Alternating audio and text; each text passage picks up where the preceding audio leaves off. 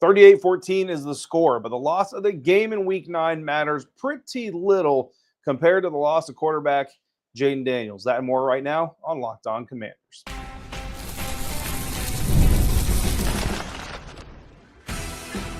You are Locked On Commanders, your daily podcast on the Washington Commanders. Part of the Locked On Podcast Network, your team every day. This is Locked On Commanders. I am David Harrison, your guy on the ground covering the Washington Commanders for WUSA 9. Sitting right here with you 5 days a week. You can also find me writing about the Commanders for CommanderGameDay.com, a part of Sports Illustrated's group of sites. I want to thank you for making Locked On Commanders your first listen or your first view. And I want to thank all the everydayers, those of you who come through for every single episode and continue to do so during what has been a very, very trying season for everybody involved. Indeed, for coming through for another episode. On today's episode, we are, of course, going to talk about the 38-14 loss to the Washington Commanders suffered at the hands of the Seattle Seahawks. We're going to talk about that middle quarter, always valuable, and again, proved valuable today, although not as valuable because of what happened before the middle quarter. But, of course, we're going to start it all off with the injury suffered by Jayden Daniels in the fourth quarter of this game. All that coming up on today's episode of Locked On Commanders, a proud part of the Locked On Podcast Network, your team every day. And we're doing that thanks to FanDuel, where new customers right now, you bet just $5. And if that bet wins, you will get $300 in bonus bets to use anywhere on the app. So I also wrote this story for WUSA9.com. So if you want to read a version of it there, you can do that. And I started it off the same way I'm going to start this off. Rock, meat, bottom. I've been spending the last 3 games worth of time with you, trying to tell everybody, and in a sense, the sky is not falling. It is not time to panic. All of these things, stay calm. Things can change. The tide can shift. All of that stuff. Well, I'm here to tell you right now, following week 9, the sky is still not falling. And that's because it has fallen. In one weekend, the sky went from, it's still there, guys. It's still up there. Maybe as blue as the shirt that I'm wearing, if you can see me on YouTube. If you're not, it's a very blue shirt. It's literally a Weezer partnership shirt. So if you know the Weezer title, that's the same blue. Anyway, in the 60 minutes that transpired, that unfolded on Sunday night here in Northwest Stadium, the sky not only began to officially fall, it straight up crashed down on every single person sitting in the stands, those who stuck through to the fourth quarter, and all involved when Jayden Daniels went down with what looks like a left elbow injury. Dan Quinn confirmed after the game that it is indeed an elbow injury. To what severity, he does not know yet, or he at least is not sharing yet. Tests do have to be done, things like that. So we'll find out more in the coming days, maybe a little bit more on Monday in his post-game Zoom, maybe a little bit more on Wednesday, so on and so forth. But for the time being, you can expect Marcus Mariota to be the starting quarterback. I am not a doctor. I don't pretend to be a doctor. I don't have any medical background. I didn't even take an anatomy class in college. So here's what I can tell you I did. I did some Googling. And according to the Googling I did, big grain of salt, right? It's like one step above a Wikipedia page. According to the Googling that I saw, 3 to 4 weeks, if it is just your run-of-the-mill elbow dislocation, no damage, just, man, that sucked, popped out, pop it back in, let it heal, get back to business, non-throwing arm, 3 to 4 weeks is what I found there, which pretty much puts you right after the bye week, if not a game or so after the bye, after you come out of the bye week, maybe Minnesota Vikings, right? Anything more than that, and you're talking over a month, you're talking 3 to 4 months. If you need surgery, you're talking even longer than that. So basically, you know, the question that we're going to come across here in about a month's time, if possible, is it even worth bringing Jayden Daniels back into the season at that time? And that's really kind of the question in a smaller form that is getting asked after this game is, was it worth having Jayden Daniels in the game in the first place? So really, it's the same question, just on a different scale, right? So if Jayden Daniels has I don't want to call it run-of-the-mill, right? Because none of these dislocations are run-of-the-mill. But if he has, for lack of a better term, a run-of-the-mill dislocated elbow, then you're talking about a month that you can expect him to be out because it is a non-throwing elbow. And the question is going to come late enough in the season. Is it worth it?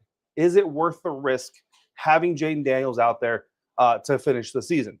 That is a large-scale question. For the small-scale question that is getting asked on Sunday night into Monday morning, was it worth having Jayden Daniels on the field in a non-winnable game. At the time, the score was 30, or the score ends up being 38-14, right? At the time, the game was 38-7. There was 7 minutes, 39 seconds left remaining on the game clock. The likelihood that you're about to put up 31 points to even tie the game in less than 8 minutes, very unlikely. The fact that the Washington Commanders had used 2 of their 3 timeouts for the half already made it even less likely. And just the game flow and the fact that your defense, like by the time the Seahawks said, oh man, the Washington Commanders are starting to come back on us. It's 38-21. We're only up 17 in the fourth quarter. Let's go ahead and turn it back on a little bit and put this thing away. The defense had shown up to that point really an inability to stop them outside, I think, of 2 possessions. They ended up stopping on before garbage time, right? So that's the situation you're in. Second and goal from the Seattle 2-yard line. It's a long drive for the Washington Commanders offense. Jayden Daniels sacked for a 2-yard loss by a Seattle Seahawks defender, and that is when the injury occurred. Initially, it looked like it might have been a leg, but of course, upon replay, and if you haven't seen it yet, unless you're just like morbidly curious for whatever reason, some people are just into that kind of stuff. You don't need to look at it. Honestly, it kind of sucks, right? Like don't necessarily need, just take my word for it. That is, it's at least a dislocated elbow for Jayden Daniels on his left arm. Non-throwing arm is, I guess, the good news, right? The cart did come out for him. Eventually, he did walk off the field in an air cast on his arm. I believe it's called an air cast. It's always called an air cast when it's on a leg. It looked the same. It was just on his arm. Okay, so if the air cast isn't the proper term, I apologize, but that's basically what we're looking at. Walked off the field into the locker room. Very next play, Chris Rodriguez Jr. took a snap for a 4-yard touchdown. Again, kind of a little bit anticlimactic in the moment. Chris Rodriguez, for what it's worth, did run very well in the time that he was out there. Of course, Jayden Daniels ruled out for the game.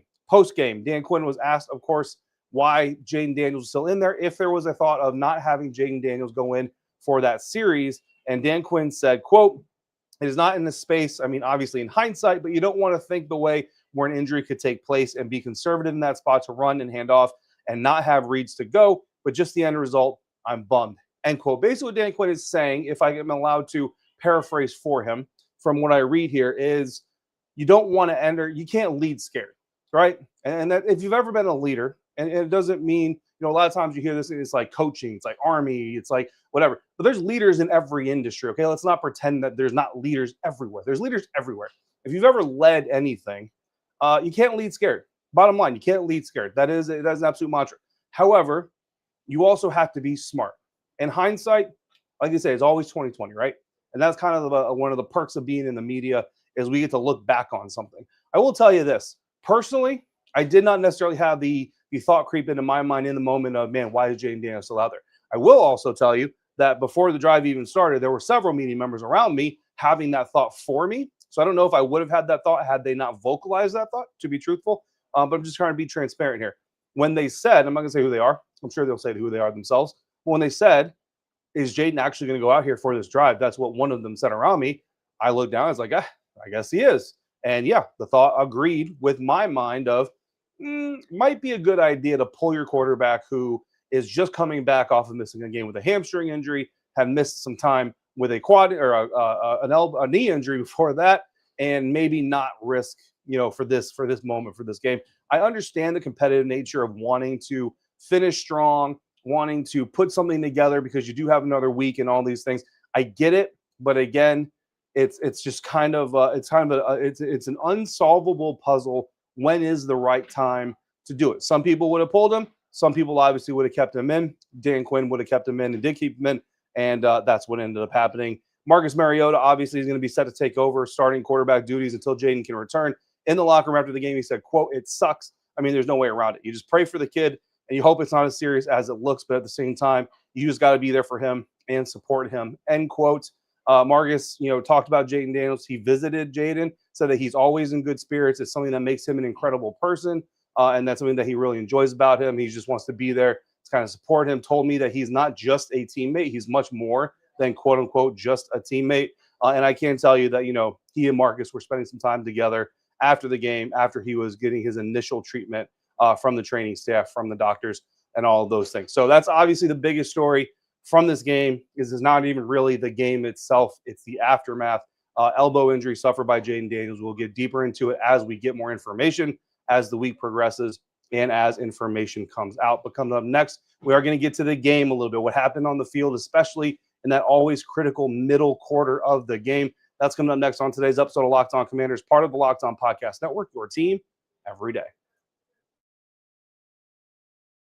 Today's show is brought to you by our friends over there at Peloton. Look, folks, it's time to break through the busiest time of the year with a brand new Peloton cross-training Tread Plus that's powered by Peloton IQ. It's Peloton's most elevated technology and equipment yet that gives you real-time guidance, and it gives you endless ways to move, whether you want to work out by yourself or if you want to work out with your favorite instructor, like my personal favorite, Alex Toussaint. He always gets me fired up to tackle the day. And the thing I like about Peloton, it helps me achieve more in less times. They have features that help you plan, stay motivated, track your progress, and Peloton IQ also provides personalized workout plans and recommendations. That's something that I use right now during the busiest time of the year covering the NFL. They plan my workouts for me based on my mood, my vibe, and also my favorite instructors. So make sure you check it out and use it, because it also helps you correct your form in real time, and it maximizes your reps. It counts your reps so that you can do it smarter, safer, and more efficient. Let yourself run, lift, flex, push, and go. Explore the new Peloton cross-training Tread Plus at onepeloton.com. Today's episode of Locked On Commanders is also brought to you in part by Supply House. When the opening whistle blows on a new repair, get your crew moving forward with Supply House. Order today and see parts on your doorstep tomorrow. Over 280,000 plumbing, HVAC, and electrical items from the most trusted brands in the business. Their real-time inventory and honest lead times keep you from having to punt on your projects, while their industry-leading customer service always has your blind side covered. If you need parts fast for a project, Supply House has next day delivery. Talk about a game changer with the trade deadline coming up. Obviously, Sunday night's result is going to have more and more people wanting to sell on this Washington Commanders roster. We will talk about that further as we get closer to the deadline. I'm starting to lean that way as well myself after what happened this weekend. But unfortunately, the parts that are going to help this Commanders team in the future don't just show up overnight like they do with Supply House. Join the free Trade Master program today and score serious perks like priority shipping, lower prices, and a dedicated support line. Visit supplyhouse.com to sign up for free. Use the promo code SHNFL5 for 5% off your first order. That's supplyhouse.com. Real people, real service. The Washington Commanders lost the game, but of course that middle quarter that we always talk about, halfway through the second quarter into halfway through the third quarter in the second half, proving important as it always does. In this one, however, it's a little bit trickier because the Washington Commanders were already down 21-0 by the time we hit 7 minutes, 30 seconds in the second quarter, left in the second quarter. So you can already talk about the game was a little bit out of hand. I mean, 21-0 down. Certainly, there is the possibility still existing that a comeback can happen and all those things. But 21-0, you're not going to look at this middle quarter and be like, see, that is where the game was lost. Because in reality, this game was lost from Jump Street, right? And Dan Quinn, after the game, admitted as much, talked about it as much, that really from the moment the game started, they just didn't come out on offense. They didn't come out the right way on defense. They didn't come out the right way. Again, we talked about this all week leading up to the game. Seattle Seahawks #1 rush defense. Yeah, sure, fine. But you have to prove that you have to make them prove that on Sunday night, they are that #1 rush defense. Again, stats don't win games. Players win games. Coaches win games, right? Those types of things. So don't just come in and say, well, this is the #1 rushing defense in the National Football League, so we're just not going to run against them. We're going to just do nothing but pass. And Cliff Kingsbury certainly didn't do nothing but pass. But very first drive starts off pass. And you have a lot of Jayden Daniels scrambling. And, of course, every time Jayden Daniels scrambles, anytime any quarterback scrambles, because let's not pretend this is just a Washington Commanders thing, like the Kansas City Chiefs and Chiefs fans. Every time Patrick Mahomes scrambles, they hold their breath a little bit. Baltimore Ravens, every time Lamar Jackson scrambles, they hold their breath a little bit. It happens with every single team, every single quarterback, because that's how valuable the quarterback position is. Now, I'll be honest, the longer you go without an injury happening, the more comfortable you start to get, but it's always going to be there at least to a certain extent, right? So 21-0, the Washington Commanders come out. They're not necessarily establishing the physicality. They're not really getting out there and doing all the things that you want them to do. And by the time we get out of that middle quarter, the score has advanced to 31-7. So in that middle quarter alone, Commanders were actually more competitive than they were in the rest of the game. Outscored still, but they were outscored 10-7 versus being outscored 21-0 before the middle period. So Seattle obviously won that period of the game. They capitalized on big plays, answered Washington's only real sign of life with a score of their own. And that's really where the knockout punch kind of came in this one, right? Like you could still kind of say, okay, well, maybe this thing will shift, maybe a turnover here or a big play there. Washington punted the ball away. Seattle took over on their own 13-yard line. 4 plays later, Sam Darnold hit practice squad wide receiver Cody White for a 60-yard touchdown. That extended the lead from 21-0 to 28-0 before anything else happened in that middle quarter. But then Washington was able to get their most effective drive of the game, 69 yards, 10 plays on the scoring drive. Chris Rodriguez was the receiver, had a 1-yard touchdown, Chris Rodriguez had a valuable run to extend the drive. 1-yard touchdown run by Jayden Daniels was the result. That made the score 28-7. The route or the comeback was on, not really, 56 seconds left in the half. And tell me if you've heard this story before. Seattle immediately responded, less than a minute left in the half. They came back, gained all the yards they needed. And in just 46 seconds, Sam Darnold led a 4-play, 53-yard drive. Jackson Smith-Njigba, a gain of 20 and 26 yards on the drive. 41-yard field goal by Jason Myers as the half expired to make the score 31-7. No, it's not a touchdown like it was against the Dallas Cowboys. But, man, if this isn't becoming a glaring pattern for the Washington Commanders, giving up last minute of the half touchdowns to opponents, it's just a beater, man. I mean, we saw this last year. We saw the Washington Commanders doing this a lot last year. And you go back, remember the momentum that it created against other teams. Now it's the momentum that's being created against this team. And what really makes it kind of stand out even more, I think, is the fact that this is something, those end of half, end of game scenarios, remember, this is something that Dan Quinn and this staff, they work on this with their team time in, time out, all throughout training camp, all throughout the preseason, that you know that they continue to do it during the regular season. And this is the area where truthfully, like starting, closing a half, closing a game, those are the 3 areas that this team has struggled the most throughout this season. And it's the areas that they work the most. You almost start to wonder, like, did you drill it to exhaustion? You know what I mean? Like, did you do it so much that everybody's sick of just doing it and they don't want to do it anymore? And every time it comes around, they don't. And if that's the case, then you got a whole lot of players you need to replace on this roster. Second half started off a little bit of stalemate, right? Third quarter was largely a stalemate. Both teams traded punts. The Commanders' defense got their only turnover of the period. Mikey Sainristil intercepting Sam Darnold on an errant throw that went behind the receiver. But the Commanders' offense was not able to capitalize. As we got to the end of that middle quarter, they were still on their own side of the field. And, of course, they didn't get any points off of that possession from the Mike Sainristil interception, which, speaking of Mike Sainristil, 3rd interception of the season, a career high, had 2 last year as a rookie.